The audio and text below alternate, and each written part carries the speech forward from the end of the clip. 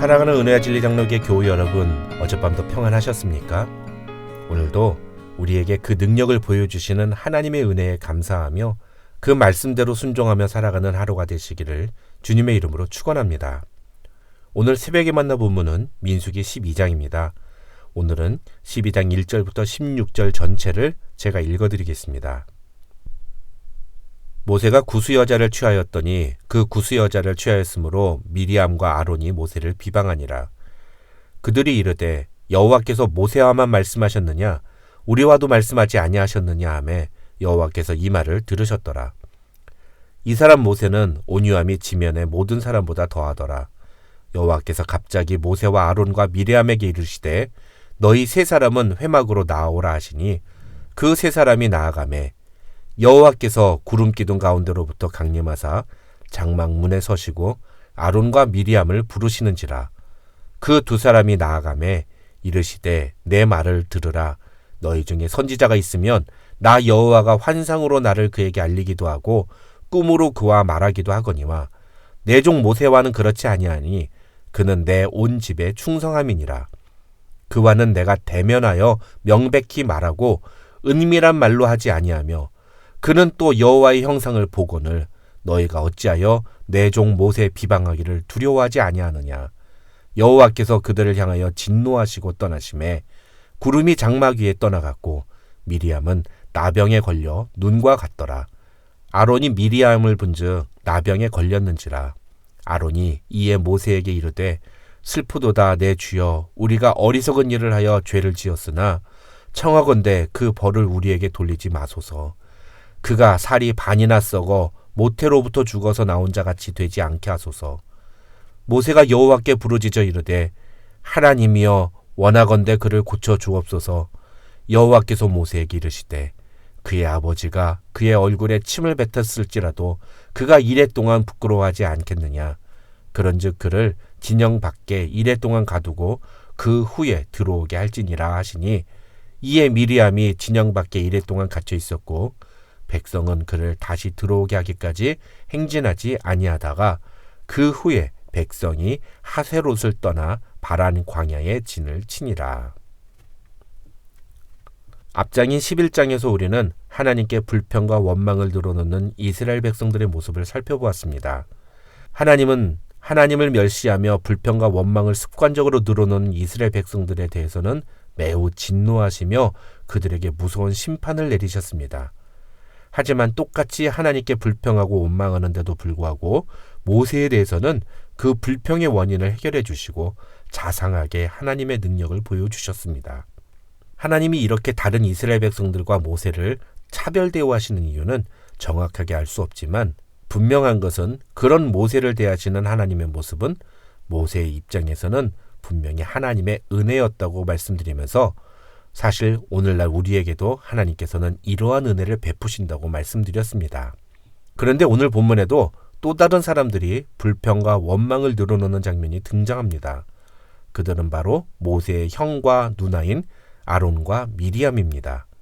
1절을 보시면 모세가 구스 여자 즉 이디오피아 여자를 아내로 취하자 모세의 누나와 형인 미리암과 아론이 모세를 비방합니다. 여기서 한 가지 참고할 것은 히브리어 성경을 보면 비방하다라는 단어가 여성형으로 사용되고 있는데 이것은 미리암이 주도적으로 모세를 비방했고 아론은 그 옆에서 미리암의 행동에 동조하는 모습이었다는 것을 암시해 주는 것이라고 학자들은 설명합니다. 그런데 문제는 2절입니다. 2절을 보시면 미리암과 아론은 단순히 모세가 구스 여자와 결혼한 문제만 가지고 이야기하지 않습니다. 그들이 모세에 대해 비방하는 내용은 여호와께서 모세와만 말씀하셨느냐 하는 것입니다. 이 말은 미리암과 아론이 모세에 대해 문제 제기를 한 진짜 이유는 모세가 구스 여자랑 결혼했기 때문이 아니라 사실상 모세 혼자만 이스라엘의 리더로 인정받고 있는 그 현실이 불만스러웠기 때문이라는 것을 보여주는 것입니다. 인간적으로 보면 자기는 모세보다 누나이고 형인데 게다가 자기도 하나님의 음성을 같이 듣는 처지인데 왜 모세만 이스라엘의 모든 문제를 책임지는 리더가 되고 자기들은 그런 모세의 밑에 있어야 하는지 그 상황을 받아들일 수가 없었던 것입니다. 그런데 사실 이 민수기 12장은 우리가 어제 살펴본 11장에 기록된 사건들과 비교해서 볼 필요가 있습니다.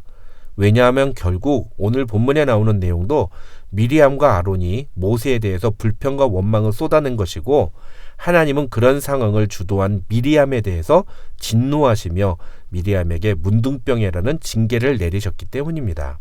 이것은 11장 4절부터 등장하는 사건의 시작이 사람들의 탐욕에서 비롯된 것이라는 성경의 기록과 연결이 됩니다.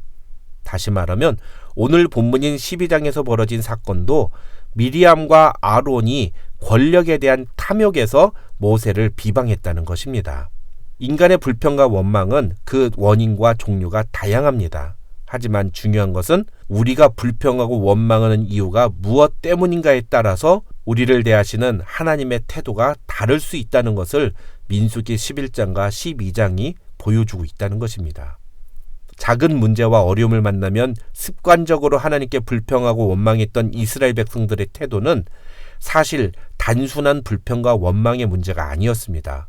출애굽기에서도 그렇지만 민수기에서도 이스라엘 백성들이 하나님께 불평과 원망을 쏟아낼 때 그것은 하나님을 멸시하는 마음과 하나님을 시험하고 불신하는 태도에서 비롯된 것들이었습니다.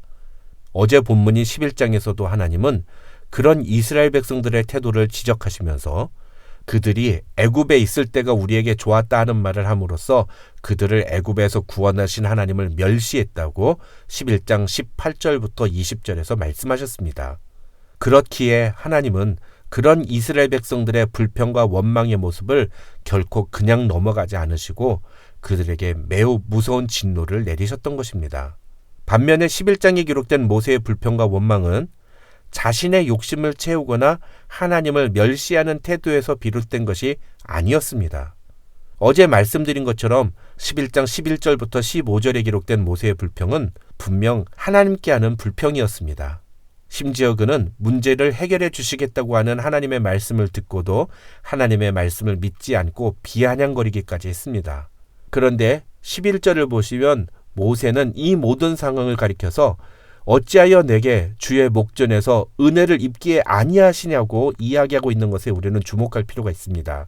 이 말은 바꿔 말하면 이 상황을 해결할 수 있는 방법은 하나님께서 은혜를 베푸시는 것뿐이라는 뜻입니다. 즉 모세가 하나님께 불평과 원망을 쏟아내는 것처럼 보이는 것은 사실이지만 그러나 그것은 하나님께 은혜를 베풀어 달라고 간구하는 마음에서 비롯된 것이라는 것입니다. 하나님은 이런 모세의 마음을 아셨고 그래서 오늘 본문 12장 7절을 보시면 미리암과 아론에게 하나님은 모세에 대해서 내 종 모세는 너희와 달라서 그는 내 온 집에 충성함이니라고 말씀하십니다. 즉 11장에서 모세가 보여준 불평과 원망은 사실 하나님을 향한 그의 충성심에서 비롯된 것이었다는 겁니다. 반면에 오늘 본문에 등장하는 미리암과 아론의 원망과 불평은 전적으로 자신들이 모세처럼 인정받지 못하는 현실에 대한 불만과 원망이었습니다. 그래서 하나님은 이들이 모세에게 비방하는 것을 하나님을 향한 불만과 원망으로 간주하셨던 것입니다. 어떤 목사님들은 8절에 나와 있는 너희가 어찌하여 내 종 모세 비방하기를 두려워하지 아니하느냐는 표현을 가지고 주의 종인 목사님을 비방하면 하나님이 진노하신다고 말하기도 합니다. 그러나 이것은 성경을 매우 자의적이며 잘못 해석하는 것입니다. 무엇보다도 이제 신약시대에는 목사만 주의 종이 아니라 우리 모든 성도들이 주의 종이라는 사실을 기억할 필요가 있고요. 더 중요한 것은 이 본문에서 하나님이 진노하시는 것은 미리암과 아론이 모세를 비방해서가 아니라 그 비방이 사실은 하나님에 대한 비방이었기 때문이라는 것입니다. 하나님은 이렇게 모세를 비방한 미리암에게 문둥병이라는 징계를 내리십니다. 그러자 아론이 동생 모세를 찾아가서 누나를 위해 기도해달라고 요청합니다. 또 마음이 착한 모세 역시 형의 말대로 하나님께 누나 미리암을 고쳐달라고 기도합니다. 그러자 하나님은 또 그 모세의 기도에 응답하시고 미리암을 고쳐주시겠다고 말씀하십니다. 그런데 하나님은 미리암의 문둥병을 즉시 치료해 주시지 않습니다. 그 대신 7일 동안 진영 밖에 가두고 그 후에 다시 들어오게 하라고 말씀하십니다. 학자들은 이 본문을 두고 교회가 성도를 치리하는 이유와 목적이라고 설명합니다. 즉, 하나님이 미리암을 문둥병으로 치신 후에 7일간 그를 진영 밖으로 가둬두라고 하신 것은 죄의 결과는 하나님의 준엄한 심판이라는 사실을 보여준과 동시에 그렇게 하나님께 심판받은 자를 다시 회복시키시는 하나님의 은혜의 시간이 필요하다는 것을 보여주고 있다는 것입니다. 어떤 문제가 다시 정상으로 회복되기까지는 시간이 반드시 필요합니다. 그 시간을 무시하는 것은 매우 어리석고 잘못된 태도입니다. 아무리 회개를 하고 용서를 구했다 하더라도 그 즉시 모든 것이 원상복구되어 원래대로 돌아갈 것이라고 기대하는 것은 매우 어리석은 것입니다. 하나님께서 문둥병에 걸린 미리암을 바로 깨끗이 치료해 주지 않으시고 7일간 미리암을 진영 밖에 가두라고 명령하신 것은 하나님의 권위를 무시한 미리암이 다시 정상적으로 공동체 안에서 활동할 수 있게 하기 위한 하나님의 은혜의 조치였다는 것을 우리는 잊지 말아야 합니다. 예수 믿는 사람들을 잡아 죽이고 핍박했던 사울이 다메섹 도상에서 예수님을 만난 후에 그는 완전히 새로운 사람으로 변화되었습니다. 그래서 그는 이름도 사울에서 바울로 바꾸었습니다. 하지만 그런 바울이 초대교회 안에서 자신을 부르신 하나님의 그 부르심을 따라 사역을 시작하기까지는 몇 년의 시간이 필요했습니다. 사울로 있을 때 그는 모든 유대인들 중에 가장 잘 나가는 사람이었지만 그런 그가 예수님을 만나고 난 후에는 몇 년간 무명의 시간을 보내야 했습니다. 그러나 그 무명의 시간은 회복의 시간이었고 바울이 하나님께 크게 쓰임받는 데 필요한 것들을 준비해야 하는 시간이었다는 사실을 우리는 사도행전을 통해 확인할 수 있습니다. 오늘 본문을 통해 우리는 우리의 탐욕에서 비롯된 불평과 원망은 하나님의 진노를 피할 수 없음을 분명히 깨달아야 합니다. 그리고 항상 겸손한 마음으로 하나님의 은혜를 구해야 합니다. 우리가 그렇게 하나님의 은혜를 구할 때 하나님은 우리를 항상 용서하시고 품어주신다는 사실을 잊지 말아야 합니다. 하나님은 우리의 마음의 중심을 이미 다 알고 계시기 때문입니다. 우리를 용서하시고 품어주시는 하나님의 은혜를 항상 기억하는 성도 여러분들이 되시기를 주님의 이름으로 축원합니다.